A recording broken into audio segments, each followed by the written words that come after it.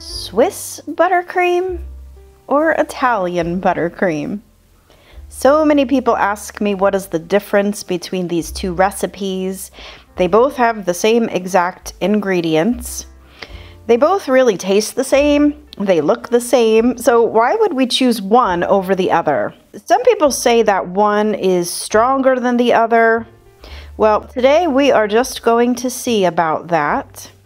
So both the Swiss style and the Italian style buttercream recipes are meringue based buttercreams. And so we're going to start out with chickpea water, also known as aquafaba. If you've not yet met our good friend aquafaba, well, it's simply the water from a can of chickpeas. And that magically whips up to a really strong meringue, just like egg whites from our past lives.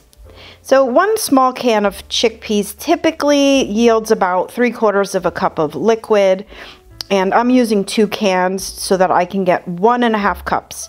But I'm also going to then reduce that down to half the volume by simmering this liquid for just about 30 minutes, and that should bring it back down to 3/4 of a cup, which is perfect for these recipes. Now, if you're not a fan of canned things, you can of course make aquafaba from dried beans, and this also eliminates the excess salt which can be found in canned beans, so that's actually a plus if you do want to boil your own. Okay, so Italian meringue versus Swiss style meringue. Now, they both have identical ingredients, and the actual only difference is going to be in the preparation of these buttercreams. So first, let's start with the Swiss meringue buttercream, which is first made by heating the aquafaba with the sugar together to about 115 degrees Fahrenheit, or at least until the sugar has completely dissolved. Now I'm adding a pinch of cream of tartar, and this helps with the stability of the meringue, and it really just creates a very strong meringue structure. And I know a lot of you can't get this ingredient, so it's okay to leave it out. It's just sort of an extra boost of stabilizer. All right, so stand mixer, balloon whip attachment, whipping it on high speed. And many people ask me, can they use a hand beater because they don't have a stand mixer? And so it will eventually whip up. It just takes a lot of power, and it often doesn't create the really thick, glossy meringue that the balloon whip attachment and the power of a stand mixer has. I mean, just check out this beautiful, stiff, glossy, peaked meringue. I am in love with this. All right, so adding in the confectioner sugar and just mix it through. This is completely optional for those who prefer a less sweet buttercream. You can absolutely omit the confectioner sugar or adjust it to your taste. And believe it or not, some people actually add more.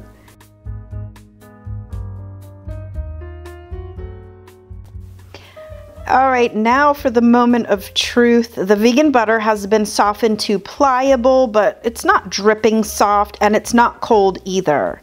And I'm adding it just a little bit at a time while the meringue is still whipping. And at this point, our amazing meringue gets a shock, and it immediately deflates. Now, this is usually where people freak out and get on the emergency bakery hotline, also known as my Facebook page, messaging me for how to fix their butter soup that they just made. Don't worry, it happens to all of us, like literally all of us. Aquafaba meringues are tricky buggers, and you just really have to understand the reason why buttercreams break in the first place.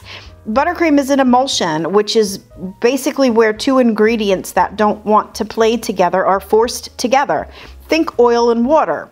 So we definitely need the high-speed whipping action to get these 2 otherwise unfriendly ingredients to get together. Most of the time the balance gets thrown off immediately in the beginning, but eventually if you just keep whipping it, it is going to come back together. Just leave it alone and let it work itself out. And while it's working itself out, I'm not sure that I mentioned it, but I'm not using shortening in either of these recipes, and I really rarely use shortening anymore in my buttercream recipes, but feel free to add a portion of it in place of some of the vegan butter. And obviously shortening is going to add strength to any buttercream recipe, but I really wanted to compare these two without it for a true test to see which one is stronger. Now, before I use my buttercream, I do like to paddle it out, and that's going to push out any air bubbles, making it a really smooth finish. And there we go, back to silky smooth emulsified buttery goodness.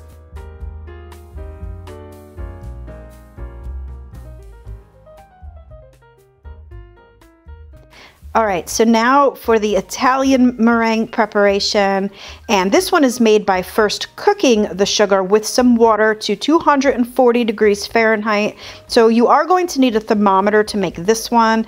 This process could be why many people stay away from making Italian meringue buttercreams, since it seems like it's just too much work, but really you just need a thermometer and about 10 extra minutes to let it get up to 240 degrees. In the meantime, I'm whipping my reduced aquafaba with the cream of tartar. And right here is a very clear difference in just the meringue part. You can see that this method results in much more volume of meringue than the Swiss style recipe did. And then by adding in this hot sugar syrup really slowly to the whipping meringue, we're essentially cooking the meringue and setting it in its full suspension. Just be really careful when you're working with hot sugar syrup. And I mean, look at this. Just look at this huge amount of meringue, and it's super strong. It's just truly amazing. So at this point, we're adding in the confectioner sugar, same like the other one, and then get ready to add the butter.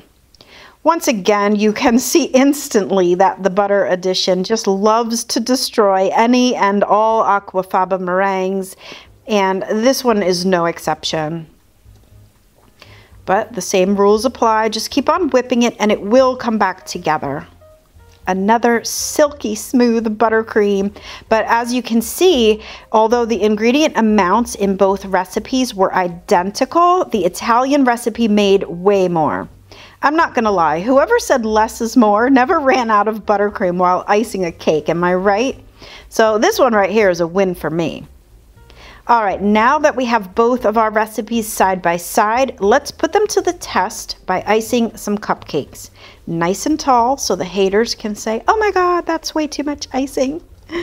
I think I went taller on the Italian one though, so let's just get a little touch more of Swiss on there. Okay, there we go. Now let's see which one holds up longer. I'm just gonna set these aside.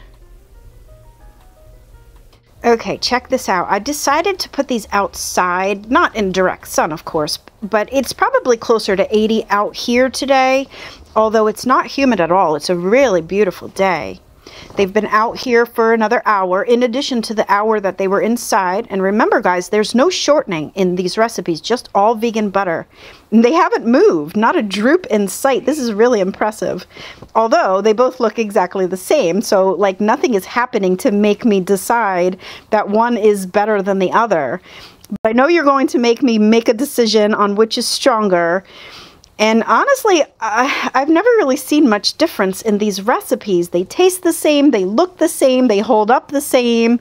But I guess if I had to pick, it would be for one reason only, and that's because the Italian recipe makes more. To me, more is always more. So the winner for me is Italian buttercream. Let me know what you think in the comments below. Have you ever made both of these recipes, and what do you think as far as a comparison? Definitely be sure to check out my website post for the recipes and so much more information. All right, everyone, thanks so much for watching, and until next time, happy vegan baking. Bye for now.